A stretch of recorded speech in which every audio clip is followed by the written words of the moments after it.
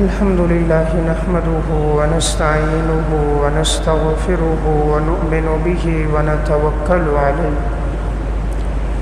ونعوذ بالله من شرور أنفسنا ومن سيئات أعمالنا من يهده الله فلا مضل له ومن يضلله فلا هادي له وأشهد أن لا إله إلا الله وحده لا شريك له وأشهد أن محمدًا عبده ورسوله أما بعد فأعوذ بالله من الشيطان الرجيم بسم الله الرحمن الرحيم لقد كان لكم في رسول الله أسوة حسنة لمن كان يرجو الله واليوم الآخر وذكر الله كثيرا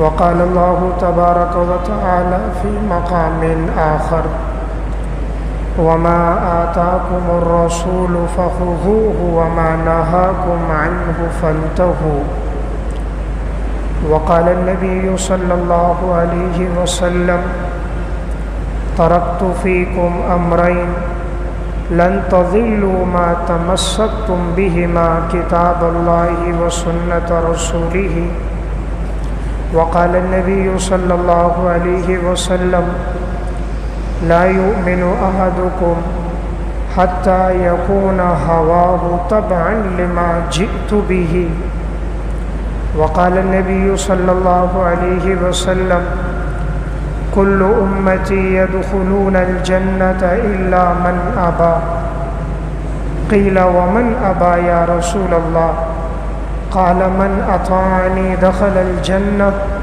ومن عصاني فقد أبى صدق اللہ العظیم۔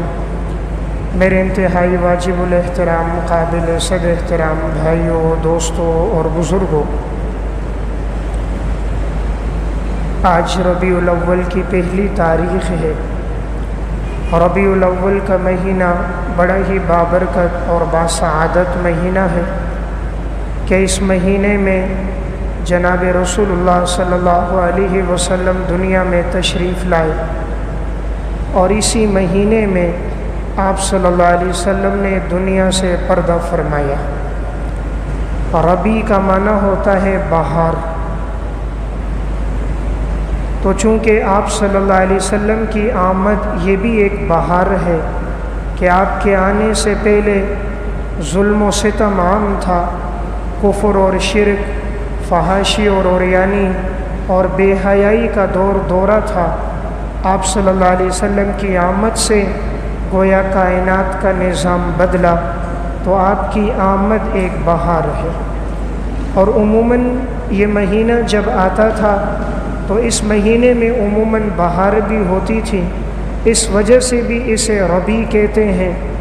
تو ربیع کا معنی بہار، تو آپ صلی اللہ علیہ وسلم کی آمد بھی بہار اور موسم بھی بہار۔ آپ صلی اللہ علیہ وسلم کی زندگی ہم میں سے ہر ایک کے لیے نمونہ ہے۔ قرآن کریم میں اللہ رب العزت فرماتے ہیں لَقَدْ كَانَ لَكُمْ فِي رَسُولِ اللَّهِ أُسْوَةٌ حَسَنَةٌ، یقیناً تمہارے لیے آپ صلی اللہ علیہ وسلم کی زندگی ایک نمونہ ہے۔ تو حضور کی زندگی کے مطابق ہر مسلمان پر لازم ہے کہ وہ اپنی زندگی گزارے۔ قرآن کریم میں اللہ رب العزت ارشاد فرماتے ہیں وَمَا آتَاكُمُ الرَّسُولُ فَخُذُوهُ وَمَا نَهَاكُمْ عَنْهُ فَانْتَهُوا، رسول تمہیں جس بات کا حکم دیں تم اسے لے لو، اور جس چیز سے تمہیں منع کریں تم اس سے باز آ جاؤ۔ قرآن کریم میں اللہ رب العزت نے جا بجا جہاں اپنی اطاعت کا حکم دیا، وہیں آپ صلی اللہ علیہ وسلم کی اطاعت اور پیروی کا بھی حکم دیا۔ یا ایھا الذین آمنوا اطیعوا اللہ واطیعوا الرسول، اے ایمان والو تم اللہ کی اطاعت کرو اور اللہ کے رسول کی اطاعت کرو۔ آپ صلی اللہ علیہ وسلم کی اطاعت کو اللہ رب العزت نے اپنی اطاعت قرار دیا۔ وَمَن يُطِعِ الرَّسُولَ فَقَدْ أَطَاعَ اللَّهَ، جس نے رسول کی اطاعت کی اس نے حقیقت میں اللہ کی اطاعت کی۔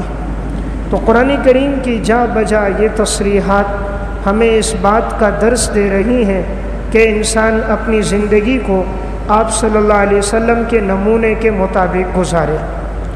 ایک ہے آپ صلی اللہ علیہ وسلم کی مکی زندگی کا بیان، آپ کی مدنی زندگی کا تذکرہ، آپ کی ولادت، آپ کی پیدائش، آپ کی جوانی، آپ کی ہجرت اور آپ صلی اللہ علیہ وسلم کی معاشرتی زندگی، اخلاقی زندگی، غزوات میں گزرنے والی زندگی۔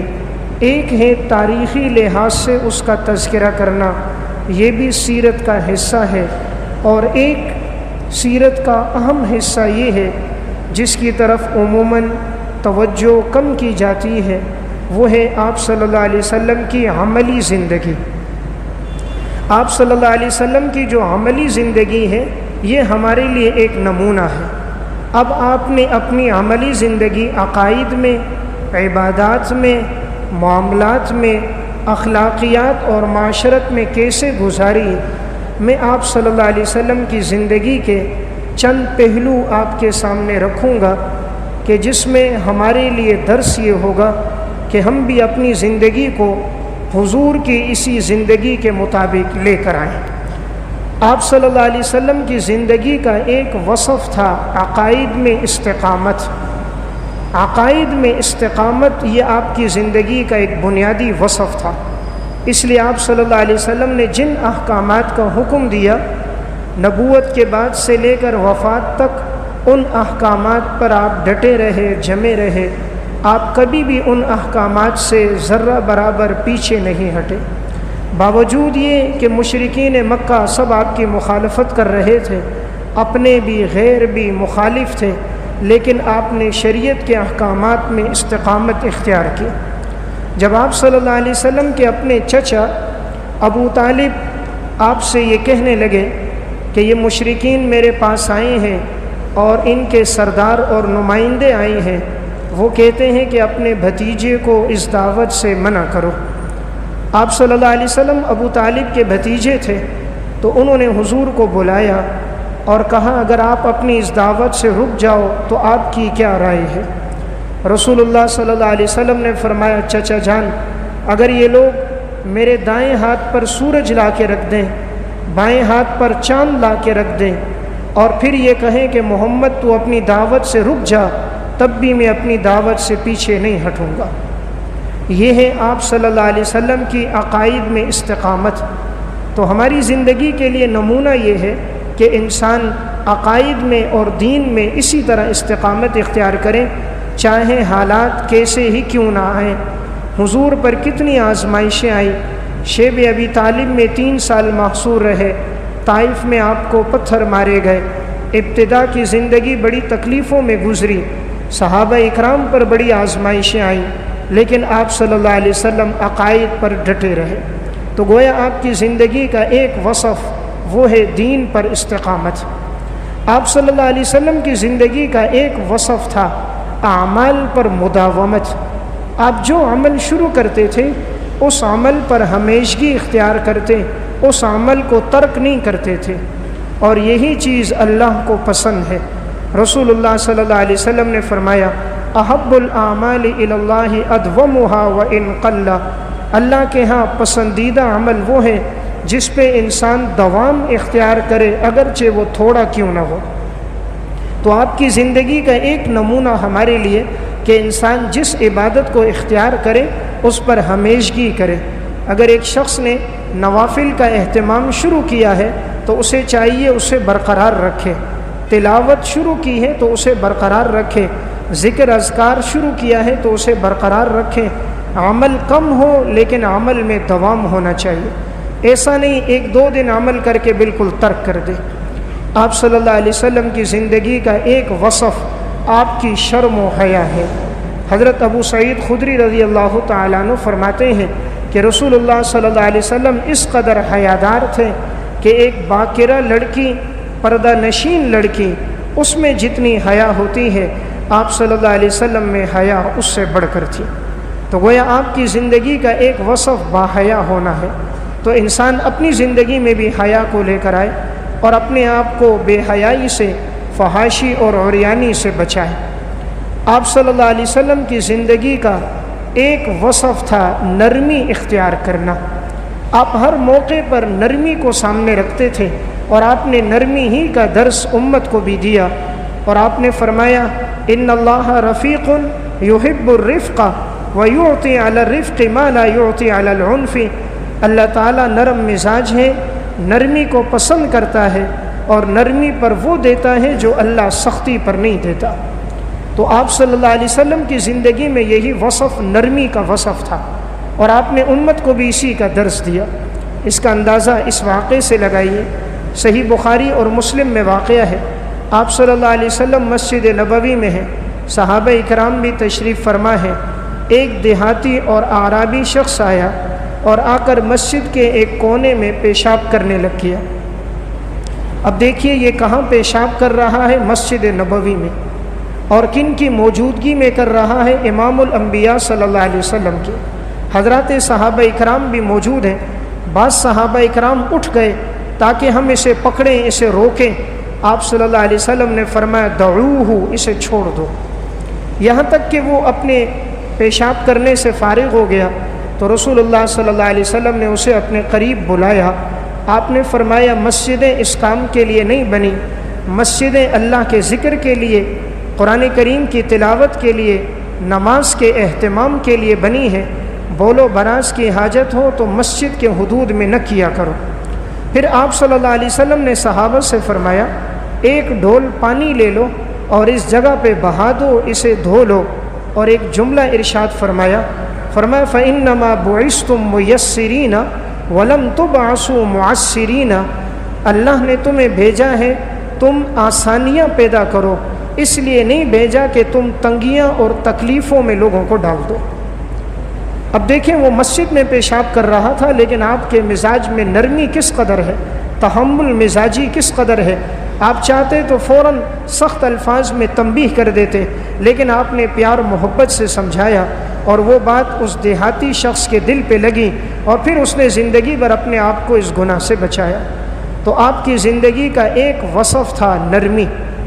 صحیح بخاری اور مسلم کی روایت ہے، یہودیوں کی ایک جماعت آپ صلی اللہ علیہ وسلم کے پاس سے گزری، اور ان میں سے بعض بدبختوں نے یہ جملہ کہا السلام علیکم۔ اس کا مطلب ہے کہ معاذ اللہ آپ پر ہلاکت ہو، آپ پر ہلاکت ہو۔ حضرت عائشہ رضی اللہ تعالیٰ عنہ نے جملہ سن لیا۔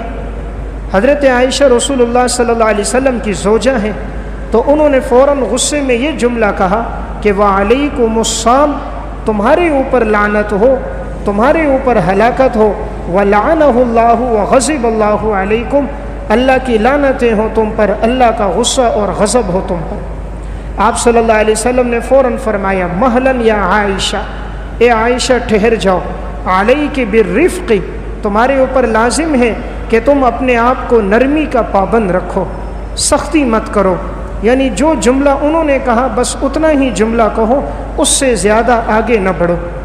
دیکھیں یہود نے کہا ہلاکت ہو، ام المومنین کا کہنا ٹھیک تھا، انہیں آپ صلی اللہ علیہ وسلم سے محبت تھی، فرط محبت میں انہوں نے دو جملے اور بڑھا کر کہا تم پر اللہ کی لعنت ہو، اللہ کا غضب ہو۔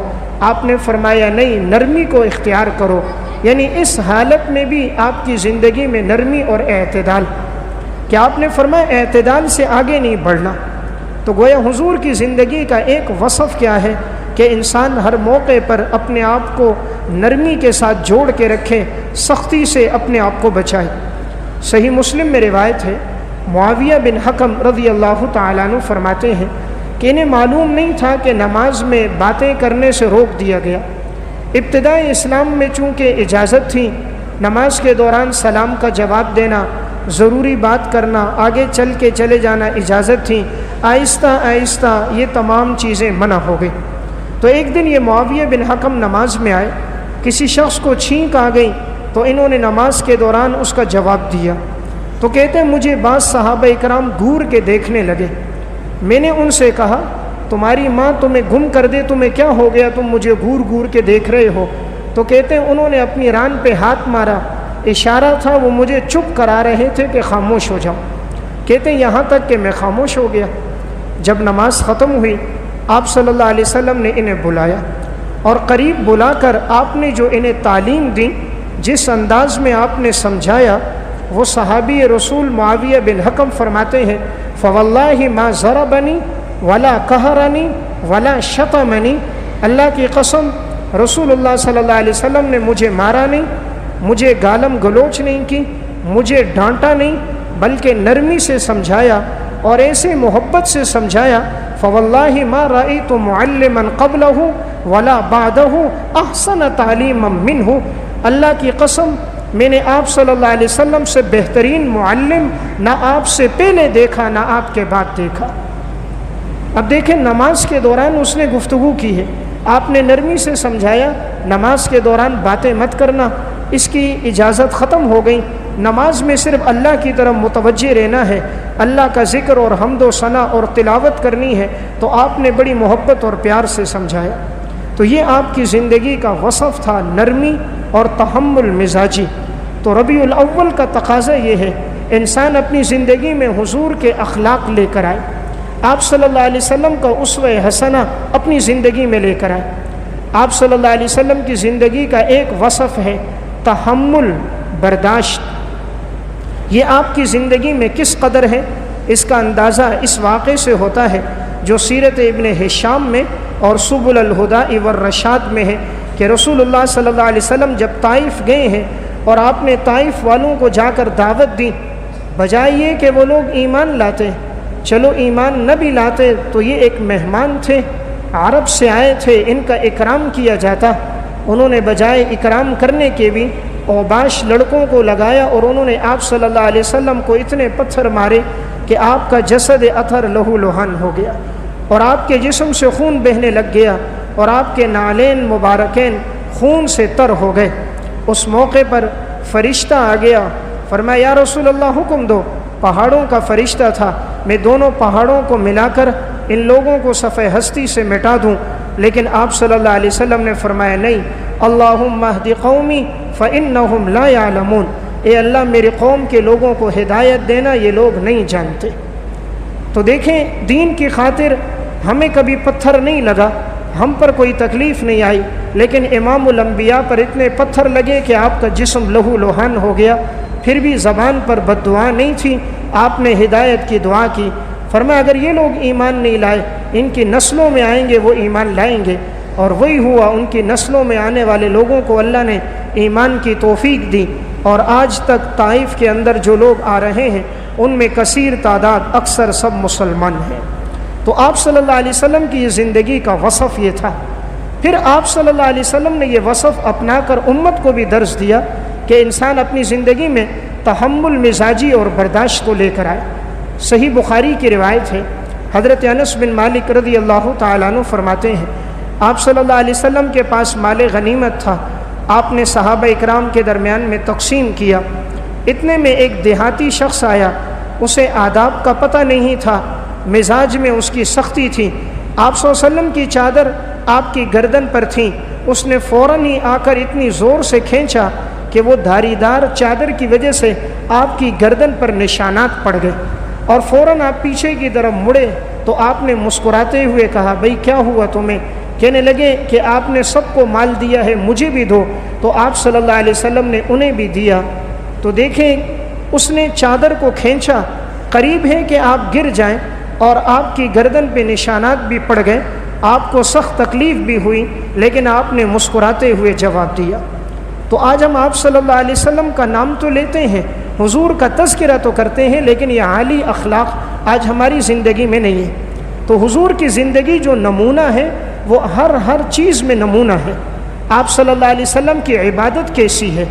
حضرت حذیفہ رضی اللہ تعالیٰ عنہ فرماتے ہیں کہ رسول اللہ صلی اللہ علیہ وسلم رات کو قیام فرما رہے تھے، تہجد کی نماز میں اٹھے، آپ تہجد پڑھ رہے ہیں، فرمائے میں پیچھے کھڑا ہو گیا، میں نے چاہا حضور کی اقتداء میں بھی پڑھوں، فرمائے میں سن رہا تھا، آپ تلاوت کر رہے تھے، سورہ بقرہ آپ نے شروع کی، یہاں تک کہ بڑے اطمینان کے ساتھ ترتیل کے ساتھ آپ نے سورہ بقرہ مکمل کر دی، میں سوچنے لگا ابھی رکوع کریں گے، آپ صلی اللہ علیہ وسلم کی قرات جاری، آپ نے سورہ آل عمران شروع کر دی، فرمایا میں سوچنے لگا ابھی رکوع ہوگا، یہاں تک کہ اس سورت کو بھی مکمل کر دیا، پھر میں نے سوچا ابھی رکوع کریں گے، آپ نے سورہ نساء شروع کر دی یہاں تک کہ اسے مکمل کیا، پھر جا کر آپ نے رکوع کیا۔ اب یہ 3 صورتیں اگر انسان مکمل پڑھتا ہے تو تقریباً 5.25 سپارے ہو جاتے ہیں۔ تو آپ نے ایک رکعت میں گویا 5.25 سپارے قرآن کی تلاوت کی۔ ہماری زندگی کا شاید ہی کوئی واقعہ ہو کہ ہم نے ایک رکوع بھی کسی ایک رکعت میں پورا تلاوت کیا ہو۔ ہم نے تو ٹھیکہ لیا ہے سورہ اخلاص کا، بس وہی صورت پڑھنی ہے، نوافل ہو یا سنن، واجبات ہو یا فرائض، اس کے علاوہ نہ ہم نے قرآن یاد کیا، نہ ہماری زندگیوں میں وہ شوق اور رغبت رہی کہ ایک مسلمان ہونے کے ناطے ہمارے سینے میں خدا کا قرآن تو ہونا چاہیے تھا، رب کے کلام کو ہم تلاوت تو کرتے، اس کے معانی اور ترجمے کو تو پڑھتے، ہمیں نہیں معلوم الف لام میم سے لے کر والناس تک اللہ ہم سے کیا فرما رہا ہے، یا ایھا الناس کہہ کر رب نے کیا حکم دیا، یا ایھا الذین آمنوا کہہ کر اللہ نے کیا خطاب کیا، ہمیں کوئی معلوم نہیں۔ رب العالمین ہم سے مخاطب ہے اور ہم کتنے غافل ہیں، خدا کے احکامات کی طرف توجہ نہیں کرتے۔ پھر کہتے ہیں گھر میں برکتیں نہیں، رزق میں برکت نہیں، ساس بہو کا جھگڑا، باپ بیٹے کا جھگڑا، بھائی بھائی سے دست و گریبان، بھلا کیوں نہ ہو؟ دنیا میں انسان دوسرے سے کلام کرے، بات کرے، اگر وہ اس کی گفتگو سنے نہیں، انسان کو کتنا غصہ آتا ہے کہ میں تم سے بات کر رہا ہوں، تم میری بات نہیں سن رہے، موبائل میں لگے ہو، دائیں بائیں دیکھ رہے ہو۔ زمین اور آسمان کا خالق رب السماوات والارض، 7 زمینوں آسمانوں کو پیدا کرنے والا، 18,000 قسم کی مخلوقات کو جس نے بنایا، وہ خدا ہم سے خطاب کر رہا ہے، ہمیں حکم دے رہا ہے، ہم سے گفتگو کر رہا ہے، لیکن ہمیں نہیں معلوم وہ رب ہمیں کس بات کا حکم دے رہا ہے۔ زندگی گزر گئی، ہم نے قرآن کو سمجھ کے پڑھا ہی کوئی نہیں۔ ہر چیز کے لیے وقت ہے، قرآن سمجھنے کے لیے کوئی وقت نہیں۔ دنیا کے لیے کتنا وقت لگایا، رب کے کلام کے لیے کتنا وقت دیا۔ زندگی گزر گئی، ہم تو قرآن ٹھیک سے پڑھتے بھی نہیں ہیں، قرآن کے الفاظ پڑھتے، مخرج سے ادا نہیں کرتے تو ترجمہ ہی بدل جاتا ہے، معانی ہی بدل جاتے ہیں۔ عربی میں قلبن کہتے ہیں دل کو، اگر باریک کاف کے ساتھ پڑھا قلبن، اس کا معنی کتا ہے، تو دیکھیں صرف لفظ کو مخرج سے ادا نہیں کیا تو معنی تبدیل ہو گیا۔ قل هو اللہ احد کا معنی کہو کہ اللہ ایک ہے، اگر کوئی اس کو باریک کاف کے ساتھ پڑھے قل هو اللہ احد، اس کا معنی کھاؤ کہ اللہ ایک ہے۔ لفظ کو مخرج سے ادا نہیں کیا تو معنی بدل گیا۔ ہم زندگی بھر قرآن پڑھ رہے، معلوم نہیں ٹھیک بھی پڑھ رہے ہیں کہ نہیں پڑھ رہے، بجائے ہمیں ثواب ملنے کا کہیں گناہگار تو نہیں ہو رہے۔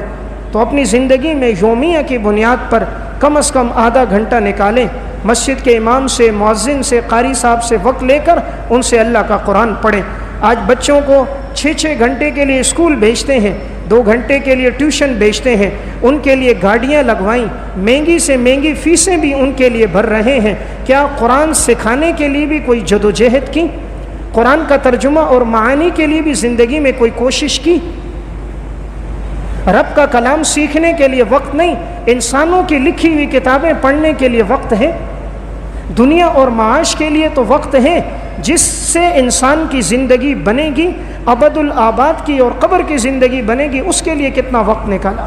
تو میں عرض کر رہا تھا حضور کی زندگی نمونہ کہ آپ صلی اللہ علیہ وسلم ایک رکعت میں تہجد میں 5.25 سپارے آپ نے قرآن کریم کی تلاوت کر دیے۔ آپ صلی اللہ علیہ وسلم کا راتوں کو قیام کتنا لمبا ہوتا تھا، صحیح بخاری کی روایت ہے، اتنا قیام فرماتے، اتنا لمبا قیام، حتیٰ تورمت قدماہ، کہ آپ صلی اللہ علیہ وسلم کے قدم مبارک گویا پھٹ جاتے، قدم مبارک سوج کر گویا پھٹ جاتے، اتنا لمبا قیام تھا۔ ام المومنین حضرت عائشہ رضی اللہ تعالیٰ عنہ نے فرمایا، یا رسول اللہ، اللہ نے تو آپ کے اگلے پچھلے سارے گناہ معاف کر دیے، آپ اتنا طویل قیام کیوں فرماتے ہیں؟ آپ نے فرمایا افلا اکون عبدا شکورا، کیا میں اللہ کا شکر گزار بندہ نہ بنوں؟ کیا میں اللہ کا شکر گزار بندہ نہ بنوں؟ اس لیے میں راتوں کو قیام کرتا ہوں۔ جنہیں جنت کی بشارتیں دنیا میں مل گئی، جو معصوم تھے، جن سے کبھی گناہ سرزد نہیں ہوا، جن کے انگلی کے اشارے پر اللہ نے چاند کے 2 ٹکڑے کر دیے، جنہوں نے چہرہ اٹھایا اللہ نے بیت المقدس کی جگہ بیت اللہ کو قبلہ بنا دیا، جن کی قسمیں اللہ قرآن میں کھائے، یاسین والقرآن الحکیم انک لمن المرسلین، مجھے قرآن کی قسم میں نے تجھے رسول بنا کر بھیجا۔ مشرکین مکہ نے کہا آپ مجنون اور دیوانے ہو. اللہ نے قرآن اتار دیا, نون والقلم وما یسطرون ما انت بنعمت ربک بمجنون. مجھے قلم کی قسم, قلم سے لکھنے والوں کی قسم, اے میرے پیغمبر تو مجنون اور دیوانہ نہیں ہے. مشرکین نے کہا آپ رسول نہیں ہو. تلک الرسل فضلنا بعضهم علی بعض. اللہ نے فرمایا ہم نے تو رسولوں کو فضیلت دی ہے, ہم نے رسول اللہ صلی اللہ علیہ وسلم کو بھی فضیلت عطا فرمائی. یعنی جہاں کہیں اشکال ہوتا, سوال ہوتا, اللہ دفاع خود کرتا. حضرت یوسف علیہ السلام پر تہمت لگی, وشہد شاہد من اہلہا, ایک بچے نے گواہی دی. حضرت مریم پہ الزام لگا, حضرت عیسیٰ علیہ السلام بیٹے تھے, انہوں نے گواہی دی. آپ صلی اللہ علیہ وسلم کی عزت اور تہمت ام المومنین حضرت عائشہ رضی اللہ تعالیٰ عنہ پر جب الزام لگا, اللہ نے قرآن کریم میں خود گواہی دی اور سورہ نور کے 2 رکوع نازل کر دیے. تو آپ صلی اللہ علیہ وسلم کا مقام اتنا بلند, میں عرض کر رہا تھا کہ حضور کو اللہ نے اتنا بڑا درجہ دیا, لیکن راتوں کا قیام اتنا لمبا کہ آپ کے پاؤں مبارک میں ورم آ جاتا تھا. کیا زندگی میں ہم نے بھی راتوں کو اسی طرح قیام کیا؟ کیا زندگی کا کوئی ایک واقعہ ایسا ہے کہ ہم نے رات کو اٹھ کر 20 منٹ قیام کیا ہو؟ ہاں, 3 گھنٹے انٹرنیٹ دیکھا ہے, ساری رات فیس بک دیکھتے ہوئے گزر گئی, ساری رات یوٹیوب اور واٹس ایپ میں گزر گئی. کیا زندگی کی کوئی رات ایسی ہے جو رب کے سامنے سجدے میں گزری ہو؟ کیا زندگی کی کوئی شب ایسی ہے جو ماضی کے گناہوں پر ندامت کے اظہار میں گزری ہو؟ کیا زندگی کا کوئی دن ایسا ہے جو رب کے سامنے صلاۃ و صوم کی پابندی میں گزرا ہو؟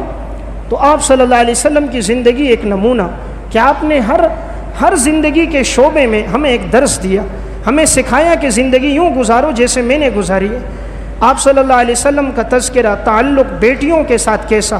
آپ صلی اللہ علیہ وسلم کی بیٹی حضرت فاطمہ رضی اللہ تعالیٰ عنہا تھی, کھڑے ہو کر استقبال کرتے, آپ صلی اللہ علیہ وسلم ان کو بوسہ دیتے, چادر بچھا کر اس پر بیٹھاتے, اور جب حضرت فاطمہ کے ہاں حضور جاتے, حضرت فاطمہ کھڑے ہو کر استقبال کرتی اور اپنی چادر بچھا کر آپ صلی اللہ علیہ وسلم کو بوسہ دے کر بٹھاتی. یہ امت کو درس دینا تھا اپنی بیٹیوں کے ساتھ حسن سلوک سے پیش آیا جائے. آپ نے فرمایا تھا فاطمہ تو بضعۃ منی, فاطمہ میرے جگر کا ٹکڑا. جس نے فاطمہ کو تکلیف دی اس نے مجھے تکلیف دی, جس نے فاطمہ کو اذیت دی اس نے مجھے اذیت دی. تو آپ کی زندگی ہر شعبے میں ہمارے لیے نمونہ ہے. آپ صلی اللہ علیہ وسلم نے ہمیشہ مستحق لوگوں کو ترجیح دی اور اپنی اولاد کو ترجیح نہیں دی, باوجود یہ کہ وہ زیادہ مستحق ہوتے انہیں نہ دیا, لیکن مستحقین کو آپ نے ترجیح دی. صحیح بخاری کی روایت ہے, حضرت فاطمہ رضی اللہ تعالی عنہ کو پتہ چلا کہ آپ صلی اللہ علیہ وسلم کے پاس مال غنیمت میں کچھ غلام اور کچھ باندیاں آئی ہیں. حضرت فاطمہ سارے گھر کا کام اکیلے کرتی تھیں, چکی بھی خود چلاتی تھیں, چکی سے آٹا پیسنا بھی خود کیا کرتی, گھر میں جھاڑو بھی خود دیتی, کنویں سے پانی بھی لانا ہوتا تھا, گھر کے کام کاج بھی ہوتے, بچوں کی پرورش بھی ہوتی, سارے کام اکیلے کرتی. کپڑوں پہ گرد و غبار جمع ہو جاتا, ہاتھوں پہ نشانات لگ گئے, سینے کے اوپر نشان ہو گئے, مشکیزیں اٹھا کر کمر پہ نشانات ہو گئے, کام کر کر کے چہرے کی رنگت تبدیل ہو گئی تھی. جب انہیں پتہ چلا کہ میرے والد آپ صلی اللہ علیہ وسلم کے پاس غلام اور باندیاں آئی ہیں, تو یہ حضور کے پاس گئیں, شاید تاکہ مجھے ایک غلام یا باندی مل جائے تو میرے کام کاج میں سہولت ہو جائے گی. آپ صلی اللہ علیہ وسلم کے ہاں گئیں, اتفاق سے حضور گھر میں نہیں تھے. ام المومنین حضرت عائشہ رضی اللہ تعالیٰ عنہ نے پوچھا فاطمہ کیسے آنا ہوا؟ فرمایا کہ میں اس وجہ سے آئی ہوں, گھر میں کام کاج زیادہ ہوتا ہے, میں اکیلی ہوتی ہوں, سارا کام نہیں کر پاتی, اگر کوئی غلام یا باندی مجھے بھی دے دی جائے تو میرے لیے کام میں سہولت ہوگی. ام المومنین نے فرمایا جب آپ صلی اللہ علیہ وسلم آ گئے تو میں حضور کو بتلا دوں گی. رسول اللہ صلی اللہ علیہ وسلم جب آئے, حضرت فاطمہ گھر جا چکی تھیں, حضرت عائشہ رضی اللہ تعالیٰ عنہ نے سارا واقعہ سنایا. اس طرح آپ کی صاحبزادی تشریف لائی تھی اور انہیں بھی غلام یا باندی کی ضرورت تھی. آپ صلی اللہ علیہ وسلم اسی وقت اٹھ کر حضرت فاطمہ رضی اللہ تعالیٰ عنہ کے گھر کی طرف گئے. حضرت فاطمہ بستر پہ تھیں, حضرت علی رضی اللہ تعالیٰ عنہ بھی. جیسے ہی آپ گھر میں داخل ہوئے وہ اٹھنے لگے. آپ نے فرمایا اپنی جگہ ٹھہرے رہو, اپنی جگہ لیٹے رہو, مت اٹھو. آپ صلی اللہ علیہ وسلم گئے, اسی چارپائی پر بیٹھ گئے اور آپ نے فرمایا فاطمہ تم آئی تھی اور مجھے پتہ چلا تمہیں غلام اور باندی کی ضرورت ہے, لیکن فاطمہ مدینہ میں تم سے زیادہ لوگ مستحق موجود ہیں. فاطمہ تم سے زیادہ مستحق لوگ موجود ہیں جنہیں غلاموں کی ضرورت ہے اور جنہیں باندیوں کی ضرورت ہے. فاطمہ میں تمہیں عمل سکھاتا ہوں، رات کو جب سونے لگو 33 مرتبہ سبحان اللہ، 33 مرتبہ الحمدللہ، 34 مرتبہ اللہ اکبر پڑھ لینا۔ اس میں اشارہ تھا اللہ تمہاری دن کی تھکاوٹ کو دور کر دے گا، دن بھر کی بے چینی کو اللہ ختم کرے گا۔ وہ فاطمہ جو حضور کے جگر کا ٹکڑا، جو سیدۃ نساء اہل الجنہ، جنت کی عورتوں کی سردار، وہ فاطمہ جو حسنین کی والدہ، علی کی زوجہ، نبی کی لخت جگر، لیکن نبی کا قانون عدل، اپنی بیٹی کو خادم نہیں دیا، فاطمہ کو باندھی نہیں دی، فرمایا مدینہ کے لوگ زیادہ مستحق ہیں، فاطمہ تم اپنے گھر کا کام خود کرو، یہ وظیفہ پڑھ لیا کرو، اللہ تمہاری تکلیف کو دور کر دے گا۔ یہ آپ صلی اللہ علیہ وسلم کی زندگی ہے۔ ہم تو اپنی اولادوں کو نوازتے ہیں، کسی عہدے پر گئے تو اپنے بیٹے کو لگایا، اپنے بھائی، اپنے سالے کو، کتنے مستحقین ہیں انہیں چھوڑ دیتے ہیں۔ کسی فیکٹری میں کسی جگہ ملازمت ملتی ہے، اپنوں کو نوازتے ہیں، کتنے مستحقین ہوتے ہیں انہیں دھکا دے کے نکال دیتے ہیں۔ لیکن امام الانبیاء کی زندگی ہمارے لیے گواہ، بیٹی مستحق ہے، آپ چاہتے تو انہیں دے دیتے، لیکن آپ صلی اللہ علیہ وسلم نے فرمایا اس میں غریبوں کا حق ہے۔ تو حضور کی زندگی ہمارے لیے نمونہ، لقد کان لکم فی رسول اللہ اسوۃ حسنہ، آپ صلی اللہ علیہ وسلم کی زندگی ایمان والوں کے لیے اللہ نے اس کو نمونہ بنایا۔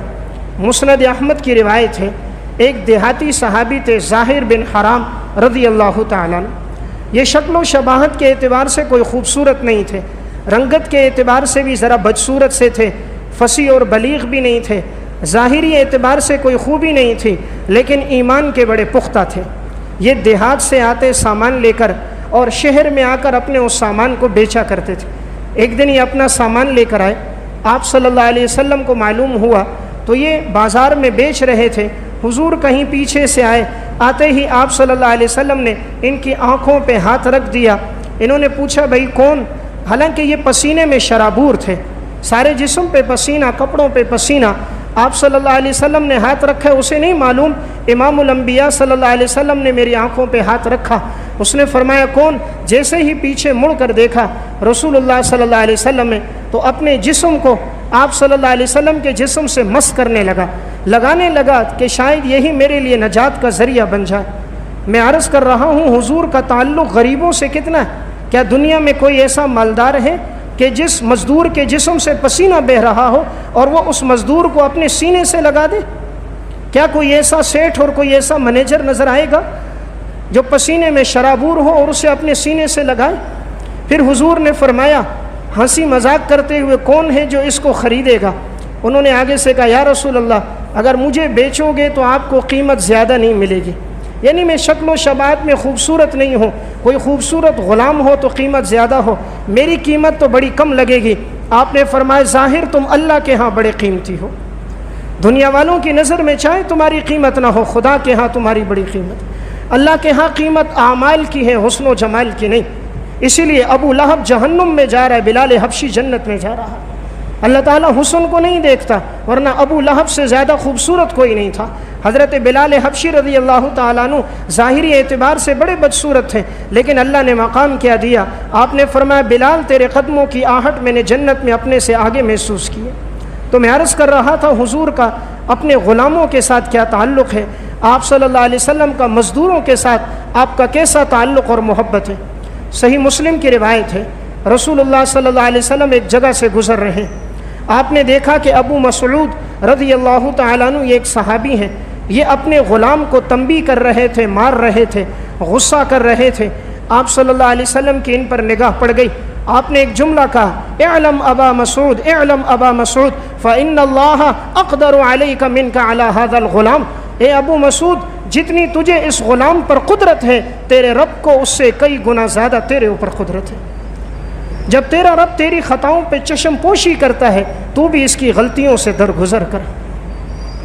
انسان کے پاس تھوڑا سا اقتدار ہوتا ہے فرعون بن جاتا ہے، رب کے پاس سلطنت ہے لیکن وہ کتنا حلیم بردبار ہے، فوراً سزا نہیں دیتا، آنکھیں غلط دیکھتی ہیں بینائی نہیں چھینتا، کان غلط سنتے ہیں سماعت نہیں لیتا، قدم گناہوں کی طرف چلتے ہیں طاقت نہیں کھینچتا، زندگی حرام میں گزرتی ہے زبان سے ذائقہ نہیں لیتا۔ اور انسان کے پاس ذرا سی طاقت آ گئی اور مزدور 5 منٹ تاخیر سے آ جائے، ماں بہن بیٹی کی گالیاں دے دیتے ہیں، دکان سے اور فیکٹری سے نکال دیتے ہیں، فلاں دن چھٹی کیوں کی، فلاں کام میں تاخیر کیوں کی۔ حضور کی زندگی گواہ۔ آپ نے فرمایا ابو مسعود اللہ تعالیٰ تیرے اوپر اس سے زیادہ قدرت رکھتا ہے۔ انہوں نے جو یہ جملہ سنا، صحابہ تو حضور پہ جان دینے والے تھے، جانثار لوگ تھے۔ فرمایا یا رسول اللہ مجھ سے غلطی ہوئی، میں آپ کو گواہ بناتا ہوں میں نے اپنے اس غلام کو آزاد کر دیا، میں آپ کو گواہ بناتا ہوں میں نے اپنے اس غلام کو آزاد کر دیا۔ تو آپ صلی اللہ علیہ وسلم کی زندگی ہمارے لیے ایک نمونہ، ہر چیز میں دیکھا جائے حضور کی زندگی ایک مسلمان کے لیے مشعل راہ ہے۔ عبادت ہو، ریاضت ہو، جنگ کا میدان ہو۔ مدینہ میں یہ خبر پھیل گئی، دشمن نے حملہ کر دیا۔ آپ صلی اللہ علیہ وسلم نے صحابہ سے فرمایا ٹھہرو، میں خود جا کر دیکھوں گا کہ دشمن ابھی مدینہ میں داخل ہوا یا نہیں۔ ابو طلحہ انصاری رضی اللہ تعالیٰ عنہ سے گھوڑا لیا، گھوڑے پر اکیلے بیٹھے، ہاتھ میں تلوار لی، پورے مدینے کا چکر لگا کر آ گئے۔ فرمایا بے فکر رہو، دشمن مدینہ کے اندر داخل نہیں ہوا۔ اس قدر بہادر تھے۔ صحابہ اکرام فرماتے ہیں جنگ کا میدان ہوتا ہم حضور کے پیچھے پناہ لیتے تھے، سب سے آگے آپ صلی اللہ علیہ وسلم ہوتے تھے۔ تو آپ صلی اللہ علیہ وسلم اشجع الناس، سب سے زیادہ بہادر اور شجاع آپ تھے۔ غزوہ حنین کا موقع ہے، صحابہ اکرام کی بھی قدم اکھڑ گئے۔ آپ صلی اللہ علیہ وسلم نے اس موقع پہ فرمایا تھا انا النبی لا کذب انا ابن عبد المطلب، میں جھوٹا نبی نہیں، خدا کا سچا پیغمبر ہوں، میں عبد المطلب کی اولاد میں سے ہوں۔ آپ نے اشعار پڑھے، صحابہ کو بلایا، پھر صحابہ واپس پلٹے اور اللہ نے فتح دے دی۔ یعنی جس جگہ صحابہ کے قدم بھی اگر اکھڑ جاتے، امام الانبیاء صلی اللہ علیہ وسلم کے قدم نہیں اکھڑتے تھے۔ اللہ سے توکل کتنا، اللہ سے مضبوط تعلق کتنا، ایمان کی مضبوطی اور رسوخ کس قدر۔ صحیح بخاری کی روایت ہے، رسول اللہ صلی اللہ علیہ وسلم ایک درخت کے نیچے آرام فرما رہے ہیں، آپ کی تلوار درخت کے ساتھ لٹکی ہوئی ہے۔ معلوم ہوتا ہے تلوار رکھنا، ہتھیار رکھنا یہ تو مسلمان کی زینت تھی، اس لیے صحابہ اکرام عبادت ہوتی ان کی یہ زیب و زینت ان کے ساتھ ہوتی تھی۔ لیکن آج یہ ہتھیار مسلمان کے ہاتھ سے لے کر دشمنوں کے ہاتھ میں دے دیا، چوروں ڈکیتوں کے ہاتھ میں دے دیا۔ اس کی مثال وہ شیخ سعدی کا قول، فرمانے لگے میں ایک جگہ سے گزرا تو اچانک کتے میرے پیچھے لگ گئے، اب پیچھے کتے ہیں، آگے آگے شیخ سعدی ہیں، نیچے سے پتھر اٹھانے لگے تو پتھر زمین میں پھنسا ہوا تھا۔ کہا وہ اللہ کے بندو، کتوں کو چھوڑ دیا، پتھروں کو باندھ دیا، کتوں کو چھوڑ دیا، پتھروں کو باندھ دیا۔ اسلحہ تو مسلمان کی زینت تھی، اس لیے صحابہ اکرام اپنے ساتھ رکھا کرتے تھے۔ آپ صلی اللہ علیہ وسلم اپنا اسلحہ اور تلوار لٹکائی آرام کر رہے، ایک یہودی اتنے میں آیا، اس نے تلوار کو فوراً نکالا، حضور سوئے ہوئے تھے، اچانک حضور کی آنکھ کھلی، کہنے لگا من یمنعک منی، کون آپ کو مجھ سے بچائے گا۔ صحابہ اکرام چونکہ دائیں بائیں سو رہے تھے، آرام کر رہے تھے، غزوے سے لوٹے تھے، تھکے ماندے تھے، تو اب دیکھنے والا کوئی نہیں، صرف آپ صلی اللہ علیہ وسلم ہیں۔ اس نے کہا کون بچائے گا؟ آپ کی زبان پر تھا اللہ، بس لفظ اللہ کی ادائیگی کی، اس مشرک کے اوپر فوراً کپ کپی طاری ہو گئی، جسم سے پسینہ چھوٹنے لگ گیا، ہاتھ سے تلوار نیچے گر گئی۔ آپ صلی اللہ علیہ وسلم نے تلوار اٹھائی، فرمایا فمن یمنعک منی، اب تجھے مجھ سے کون بچائے گا؟ لیکن آپ کے عالی اخلاق تھے، آپ نے اس کو معاف کر دیا۔ عرض کرنے کا مقصد آپ کا توکل کتنا ہے۔ ہر مشکل موقع پر سب سے پہلے نگاہ آپ صلی اللہ علیہ وسلم کی اللہ پر جاتی تھی۔ آپ صلی اللہ علیہ وسلم غار کے اندر ہیں، سارے مشرکین باہر موجود ہیں، انہیں معلوم نہیں حضور اس غار سور میں ہیں، ذرا سا نیچے جھکتے تو وہ دیکھ لیتے۔ حضرت ابو بکر صدیق رضی اللہ تعالیٰ عنہ نے آپ صلی اللہ علیہ وسلم سے غار میں کہا یا رسول اللہ اگر یہ لوگ جھکے تو کہیں ہمیں دیکھ نہ لیں۔ آپ نے فرمایا کہ لا تحزن ان اللہ معنا، ابو بکر غمگین نہ ہو، اللہ ہمارے ساتھ ہے۔ ایمان کا رسوخ کتنا ہے، ہر مشکل موقع پر سب سے پہلی نظر اللہ پر۔ آج تو مسلمان کی پہلی نظر تعلقات پر، کہتے کوئی مشکل آ گئی کوئی بات نہیں، فلاں ڈی ایس پی سے میرا تعلق ہے، فلاں ڈی آئی جی سے ہے، اتنی دولت ہے، اتنا پیسہ ہے میرے پاس، فلاں عہدہ میرے پاس موجود ہے۔ مسلمان اسباب پر جاتا ہے۔ امام الانبیاء کی زندگی سب سے پہلی نگاہ اللہ پر تھی۔ غزوہ بدر کا معرکہ، 313 مسلمان، 1000 کا لشکر کفار کا، مسلمان کے پاس کوئی ہتھیار نہیں، کفار کے پاس ہر قسم کے ہتھیار موجود ہیں۔ آپ صلی اللہ علیہ وسلم سجدے میں گر گئے اور اللہ سے گڑ گڑا کر اتنی دعا مانگی، اتنی دعا۔ ابو بکر صدیق رضی اللہ تعالیٰ عنہ کہتے ہیں آپ کے کندھے سے چادر نیچے گر گئی، اللہ سے دعا کر رہے ہیں اے اللہ آج یہ چھوٹی سی جماعت ہے، اگر اس کو شکست ہو گئی قیامت تک زمین پہ تیرا نام لینے والا کوئی نہیں ہوگا۔ یہ اللہ اگر اس کو شکست ہو گئی قیامت تک زمین پہ نام لینے والا کوئی نہیں ہوگا، اے اللہ ان کی مدد فرما۔ امام الانبیاء کے آنسو گرے، اللہ نے آسمان سے 3000 فرشتے مدد کے لیے اتار دیے، 3000 فرشتے اللہ نے مدد کے لیے اتار دیے۔ یا آپ صلی اللہ علیہ وسلم کا اللہ سے تعلق تھا، ایمان والوں کو ایک درس دینا تھا۔ ہر مشکل موقع پر سب سے پہلی نگاہ اللہ کی طرف، تکلیف میں سب سے پہلے جس چوکھٹ پہ جھکنا ہے وہ خدا کی چوکھٹ ہے، مشکل موقع پر سب سے پہلے جس در پہ آنا ہے وہ رب کا در ہے۔ جب سے مسلمان نے خدا کا در چھوڑا، صدقہ خیرات چھوڑی، سجدہ چھوڑا، تلاوت چھوڑی، یہ پریشان ہو گیا۔ جب تک مسلمان اس سے تعلق رکھتا تھا، وہ 2 رکعت نماز پڑھتا تھا، اللہ سمندر میں راستے بنا دیتا تھا۔ وہ 2 رکعت نماز پڑھتا تھا اور ایک گندم کے دانے سے اتنا آٹا نکلتا تھا کہ گھر کے اندر تمام برتن بھر جاتے تھے۔ تعلق تھا رب کے ساتھ۔ تو میں عرض کر رہا تھا، حضور کی زندگی ہمارے لیے ایک نمونہ ہے۔ ہر چیز میں ہم دیکھیں آپ صلی اللہ علیہ وسلم نے کیسی زندگی گزاری، آپ صلی اللہ علیہ وسلم کے سمجھانے کا انداز کیسا تھا، آپ کس طرح صحابہ کو سمجھاتے تھے۔ مسند احمد کی روایت ہے، ایک نوجوان صحابی آپ صلی اللہ علیہ وسلم کے پاس آیا، نیا نیا مسلمان ہوا تھا، اسے شریعت کے احکامات کے بارے میں اتنا پتہ نہیں، چونکہ جاہلیت میں تو زندگی زنا اور شراب میں گزرتی تھی، تو یہ نوجوان ابھی مسلمان ہوا تھا، اس کی زندگی میں بھی یہ گناہ تھا۔ آپ صلی اللہ علیہ وسلم کی مجلس میں آیا، آ کر کہنے لگا، یا رسول اللہ، میں آپ سے اجازت طلب کرتا ہوں، آپ مجھے زنا کرنے کی اجازت دے دیں۔ اجازت کس سے مانگ رہا ہے؟ امام الانبیاء سے۔ کہاں مانگ رہا ہے؟ مسجد نبوی میں، جہاں ایک نماز کا ثواب 50,000 کے برابر۔ یہ آج کا کوئی ہوتا کہتا مسجد سے نکال دو، بے ادب ہے، اسے معلوم نہیں گناہ کی اجازت مانگ رہا ہے۔ کتنے ہی ہم اس پہ فتوے لگا دیتے، لیکن آپ صلی اللہ علیہ وسلم نے قریب بلایا۔ آپ کے سمجھانے کا انداز کیسا تھا؟ قریب بلایا اس نوجوان کو اور اس کی طرف دیکھا اور فرمایا، مجھے یہ بتاؤ، کیا تم یہ برداشت کرتے ہو کہ تمہاری ماں کے ساتھ کوئی یہ حرکت کرے؟ کیا تم برداشت کرتے ہو تمہاری ماں کے ساتھ کوئی زنا کرے؟ انہوں نے کہا کہ نہیں، میں اس چیز کو برداشت نہیں کرتا۔ آپ صلی اللہ علیہ وسلم نے دوسری بات بیان فرمائی، فرمایا کیا تم یہ برداشت کرتے ہو تمہاری بیٹی کے ساتھ کوئی یہ حرکت کرے؟ کہا یا رسول اللہ میں یہ برداشت نہیں کرتا۔ آپ نے تیسری بات فرمائی، کیا تم یہ برداشت کرتے ہو تمہاری بہن کے ساتھ کوئی زنا کرے؟ فرمایا یا رسول اللہ میں یہ برداشت نہیں کرتا۔ آپ نے چوتھا جملہ فرمایا، کیا برداشت کرتے ہو تمہاری خالہ کے ساتھ کوئی یہ حرکت کرے؟ کہا یا رسول اللہ نہیں برداشت کرتا۔ آپ نے پانچواں جملہ کہا، کیا تم برداشت کرتے ہو تمہاری پھوپھی کے ساتھ کوئی یہ حرکت کرے؟ فرمایا یا رسول اللہ میں نہیں برداشت کرتا۔ آپ نے فرمایا جیسے تم نہیں کرتے، لوگوں کی بھی وہ مائیں ہیں، وہ بیٹیاں ہیں، وہ بہنیں، خالائیں اور پھوپھیاں ہیں، وہ بھی برداشت نہیں کرتے۔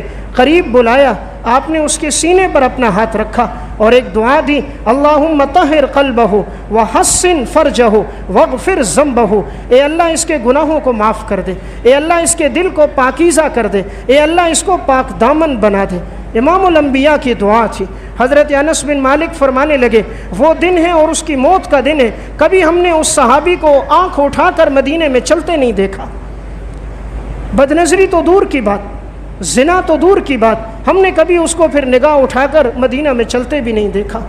تو میں عرض کر رہا تھا حضور کے سمجھانے کا انداز بھی کیسا، اجازت مانگنے والا زنا کی اجازت مانگ رہا ہے، سمجھانے کا انداز بھی کیسا، کتنی محبت سے سمجھایا، سینے پہ ہاتھ رکھ کر دعا کر دی، اور رب بھی اپنے نبی کی لاج رکھتا ہے، اور پھر اللہ نے اس کے دل کو بھی کیسا پاکیزہ کر دیا۔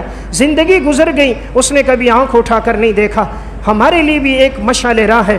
ہم آج آنکھیں اٹھا کر دیکھتے ہیں، چوکوں پہ کھڑے ہو کر، چوراہوں پہ کھڑے ہو کر، سڑکوں پہ کھڑے ہو کر، اسکول کالج یونیورسٹیوں کے سامنے کوئی لڑکی گزر رہی ہو، نگاہ اٹھا کر دیکھتے ہیں، معاذ اللہ کوئی سیٹی مار رہا ہے، کوئی میسج لکھ رہا ہے۔ تھوڑی دیر کے لیے سوچو، اگر تمہاری بہن کو کوئی سیٹی مارے کیا برداشت ہے؟ تمہاری ماں کو کوئی پیچھے سے تانا کسے برداشت ہے؟ تمہاری بہن کو کوئی پیچھے سے پتھر مارے کیا برداشت ہے؟ جو حرکتیں آج ہم کر رہے ہوتے ہیں، اگر یہ میری ماں بہن بیٹی کے ساتھ ہو جائے مجھے برداشت نہیں، تو یہ گزرنے والی بھی کسی کی ماں ہوگی، یہ گزرنے والی بھی کسی کی بہن اور بیٹی ہوگی۔ تو حضور کی زندگی مسلمان کے لیے نمونہ ہے کہ وہ اپنی زندگی کو اسی کے مطابق لے کر آئے۔ تو ربیع الاول کے مہینے کی آج پہلی تاریخ ہمارے لیے گویا آج کے اس پورے بیان میں نے جو درس دینا چاہا وہ یہ تھا، ہم اپنی زندگی کو حضور کی زندگی کے مطابق لے کر آئیں، پھر ہم دنیا میں بھی کامیاب ہیں اور آخرت میں بھی کامیاب۔ اللہ ہم سب کو عمل کی توفیق عطا فرمائے۔